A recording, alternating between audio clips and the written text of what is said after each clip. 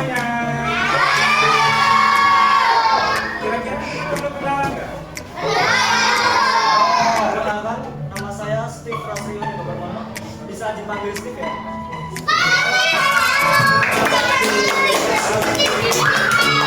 Perkenalkan, nama saya Muhammad Rizky Nurrohman. Bisa dipanggil Rizky. Halo Kak Rizky.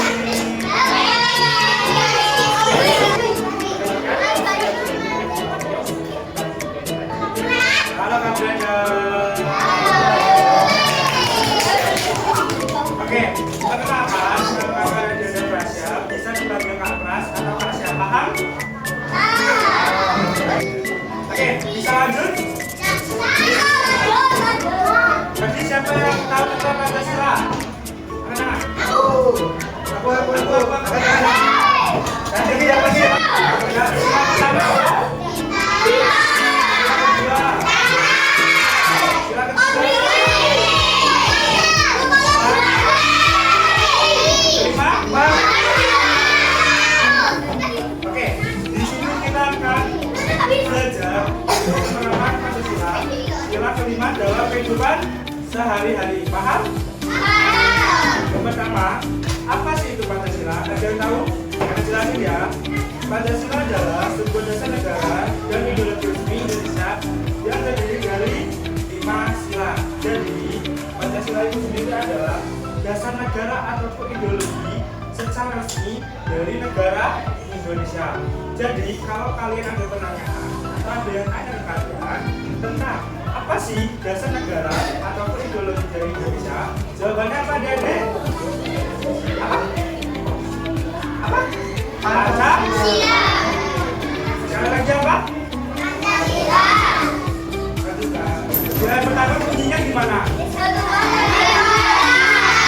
Apa?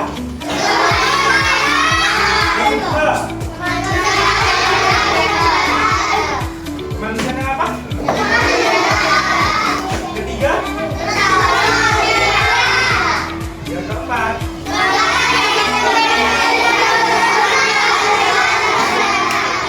Dan yang terakhir yang kelima? Di sini kakak akan bertanya salah satu dari kalian atau beberapa dari kalian. Kira-kira kalian tahu nggak sih Pancasila itu apa aja? Ditunjuk atau menunjuk sendiri? Kamu? Ayo, sila ketiga apa bunyinya? Kira-kira gimana teman-teman? Apa? Kesatuan Indonesia. Oke, benar.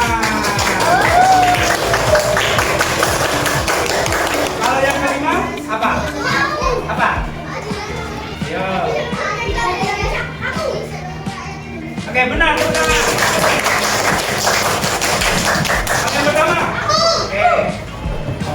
Aku tahu. Oke, benar. Tangan. Jadi Pancasila ada berapa sila?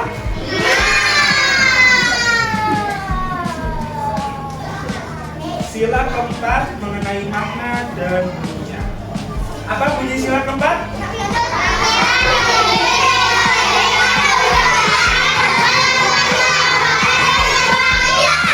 Oke, bagus. Kalian tahu nggak kira-kira maknanya apa aja dalam sila keempat itu? Nggak tahu? Yang pertama, ada menghargai pendapat orang lain dan tidak memaksakan kehendak. Tahu nggak maksudnya apa? Enggak? Oke, jadi gini. Misalkan Kak Prasen dengan Kak Steve kita berbicara, kita mengeluarkan pendapat. Nah, kita sebagai manusia itu harus saling menerima pendapat satu sama lain. Oke. Yang kedua, mengutamakan kepentingan bersama di atas kepentingan pribadi. Coba Kak Rizky juga dijelaskan. Jadi mengutamakan kepentingan bersama itu di atas sudah pribadi. Jadi adik-adik kayak lebih pentingin kerja kelompok, kayak bantu teman-teman kerjain juga bersama-sama, atau enggak kayak yang tidak paham terus dulu atau enggak apa. Jadi di atas kepentingan pribadi. Terus yang bawahnya ada melibatkan semua pihak dalam diskusi untuk mencapai keputusan yang adil. Itu maksudnya gini. Jadi misalkan kalian udah pernah yang namanya kelompok belum? Misalkan kalian kelompok, isinya itu 4 orang. Nah, kalian diminta untuk memutuskan sesuatu hal. Nah, kira-kira biar adil dalam hasil keputusannya gimana? Apakah kalian membahas sendiri, bareng-bareng, atau gimana? Jadi kalau seperti itu, hasilnya adil apa enggak? Adil. Jadi itu merupakan salah satu bentuk penerapan yang melibatkan semua pihak dalam diskusi untuk mencapai keputusan yang adil. Oke, paham? Oke, menghargai pendapat orang lain. Dengan menghargai pendapat orang lain, kita memperbaiki karakter dan edukasi diri serta menunjukkan kedewasaan emosional. Contohnya yaitu berdiskusi saat memilih permainan dengan tenang. Jadi kan kalian pasti pernah ada yang namanya memain apa kegiatan apa, betul? Kayak misalkan, oke, kalian kumpul nih, kalian mau main apa namanya, ada main game nggak? Nah, jadi kan pasti kalian kalau main bola kan menentukan kan. Nah, mungkin salah satu contohnya ketika kalian ingin bermain game seperti Mobile Legends atau Free Fire.